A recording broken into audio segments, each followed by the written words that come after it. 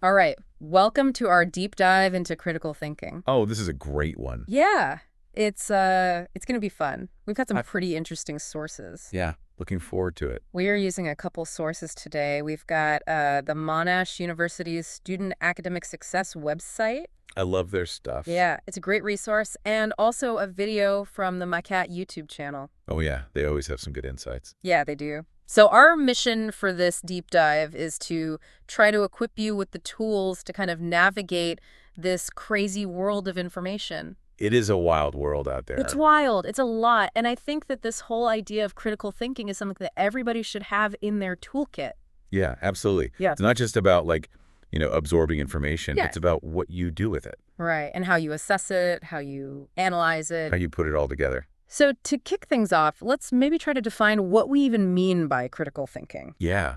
What are we even talking about here? Exactly. Well, the Monash University source sums it up Okay. as the ability to question, analyze, evaluate, and make judgments about information. So it's not just like taking things at face value, right? Absolutely not. It's about digging deeper, Yeah.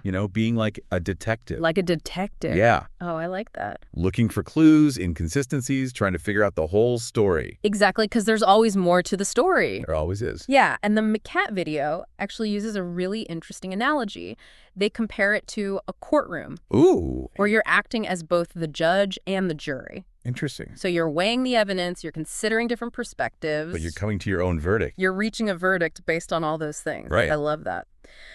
Okay, so we've got this kind of framework of thinking like a detective or thinking like we're in a courtroom. Right. But how do we actually put this into practice? Right. Where do we even start? Where do we start? Well, the Monash University resource, they outline 6 key steps or pillars of critical thinking. Okay, 6 pillars. 6 pillars.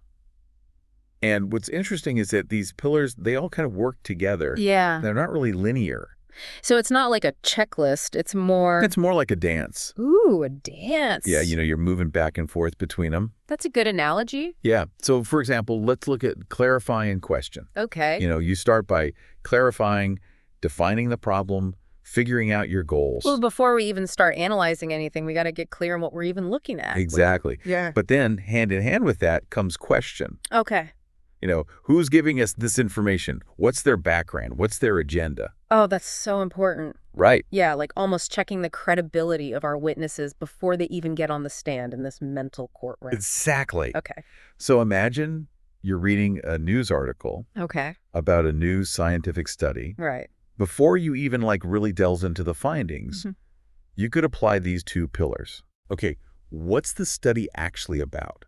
What are the researchers trying to find out? Yeah. Then you think, who funded the study? Oh, Could there be any kind of financial incentive driving the research? that's such a good point. I never really think about that. It's important Yeah. to keep that in mind. So just using those 2 pillars, Yeah. clarify and question, Uh-huh. we're already like digging a little deeper. We're already thinking a bit more critically about the information. Absolutely. You're laying the foundation. Those are just 2 of the 6 pillars. Just 2, and they lay the groundwork for the other 4, Okay. which we'll delve into next. All right. So we've got clarify and question down. 2 down, 4 to go. What's next in this critical thinking dance? Okay, so once you've got a good grasp on the source Okay. and, any potential biases involved, Uh-huh. it's time to identify the core arguments. Identify. Yeah. What are the key claims? What evidence are they using? Oh, okay. So we're like outlining the case. We're highlighting those main points. Exactly. And that's where analyze comes in. Okay. We're going beyond just identifying the claims. Right. We're breaking them down, Okay. examining the evidence, Right. assessing the reasoning. So we're putting our detective hats back on. Right. We're looking for holes in the logic. Looking for inconsistencies. Okay. Let's go back to that news article example Okay. Yeah. about the study that claims a certain diet helps you lose weight. Okay. When we analyze, we don't just accept that claim rate. Right. We look at the methodology. So like how many people were in the study? Exactly. Was there a control group? No, right. How long did this study last? Yeah, because a study with like 10 people Yeah. that lasted a week, that's not very convincing. Right, exactly. It's not enough. You want to make sure the study's designed in a way that produces reliable results. Right, right. Okay, so we've clarified, we've questioned, we've identified, and we've analyzed. We're on a roll. What's next? Now it's time to put on those judge hats Okay, the judge hacks. and evaluate. Evaluate, all right. This is where we assess the quality of the arguments, Okay. considering the strengths and weaknesses. So, like, is the evidence actually strong enough to back up the claims? Exactly. And are there other perspectives we haven't considered? Oh, right. Because there might be. Always. Yeah, okay. This step is crucial because it helps us avoid some common traps. Traps, like what kind of traps? Well, one common one is confirmation bias. Confirmation bias? It's the tendency to favor information that confirms our existing beliefs, Oh, yeah. We all do that. even if that information is flawed. Oh, so like if we already believe that a certain diet is effective, Yeah. we might just accept the study's claims without really looking at the evidence. Oh, I can We're tell just you- like, oh, yeah, I knew it. Or we might even dismiss a study that contradicts our beliefs, Oh, even if it's a good study. even if it's a good study. Interesting. And another trap is the sunk cost fallacy. Sunk cost fallacy? That sounds intense. It is. It's the tendency to stick with something Okay. just because we've already invested time, money, effort, Oh, okay. even when it's clear it's not working out. Oh, so like when you keep watching a bad movie Yeah, exactly. because you've already sat through an hour of it. Or you stick with a weight loss program, Yeah. even though you're not seeing results, Right, because you've already paid for it. if you already paid for it. Oh, wow. Our past investments cloud our judgment I see. and prevent us from making a rational decision. Wow, I never realized how much like our emotions and stuff could affect our thinking. Absolutely. So how do we like avoid falling into these traps? Well, it takes practice Okay. and self-awareness. So we got to recognize them. Recognizing these biases is the first step. Okay. When you're evaluating something, Yeah. ask yourself, Right. am I letting my emotions cloud my judgment? Oh, so like we have to constantly be checking ourselves. Exactly. Strive for objectivity. That's a good word. That leads us to the final pillar. Okay. Synthesize or create. Ooh. This is where we draw our own conclusions Okay. based on the evidence. So we're not just blindly accepting or rejecting. It's about forming your own We're forming our own opinion. informed An opinion. informed opinion. Okay. Got it. And critical thinking isn't just about tearing down arguments. Right. It's also about constructing your own. Oh, so like making our own good argument. Exactly. Okay. The Monash University source, they talk about building a strong case, Yeah. like a lawyer in court. Okay. You need a clear claim, supporting reasons, evidence. Sounds like it takes a lot of planning. It does, and they suggest using argument maps. Argument maps, what are those? They're visual representations of your argument. They Okay. help you clarify your thinking, Okay. make sure your reasoning is sound.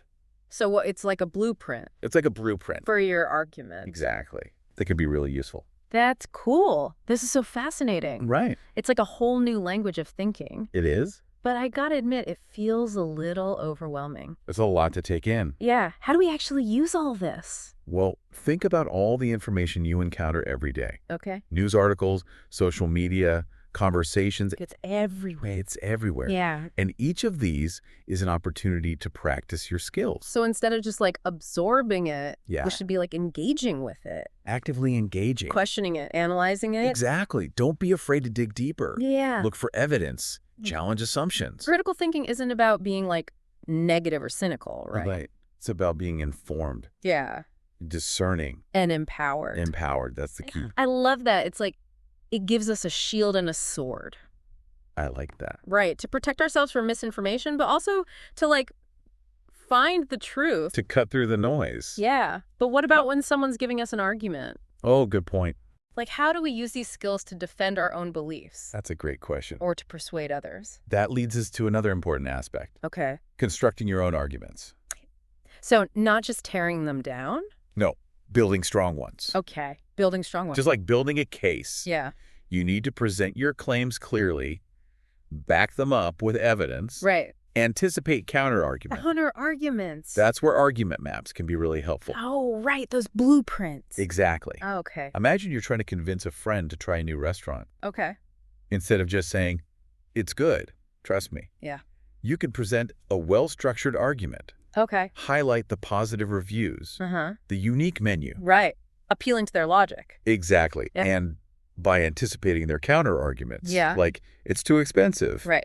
you can address those concerns. It's like a game of chess. It is like a game of chess. Yeah. You're thinking ahead. You got to be strategic. Yeah. And practice makes perfect, right? Absolutely. The more you do it, Yeah. the better you'll get. My mind is blown. This is amazing. It's a lot. It is, but it's so cool. Yeah.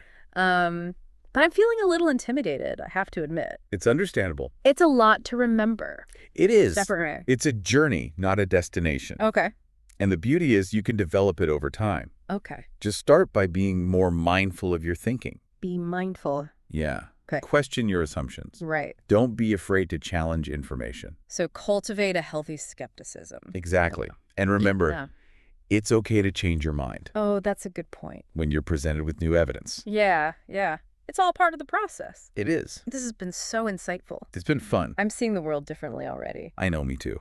But before we wrap up, what stood out to you the most from all this? What really fascinates me is the emphasis on self-awareness. Oh, yeah. It's not just about analyzing external information. Yeah. Right. It's about understanding our own biases. Oh, so it's like we're holding up a mirror Exactly. to ourselves Our own thinking. to see how we're distorting things. Yeah, are we preventing ourselves from seeing clearly? That's a good way to put it. And once we're aware of our biases, Yeah. we can start to mitigate their impact, Right. make more objective decisions. This has definitely given me a lot to think about. Me too. What about you out there? It's like we've been given this whole new toolkit, Yeah, a mental upgrade a mental upgrade. to help us navigate the world. And we can use these skills like in every area of our lives, right? Absolutely. From Mhm. evaluating news stories Yeah.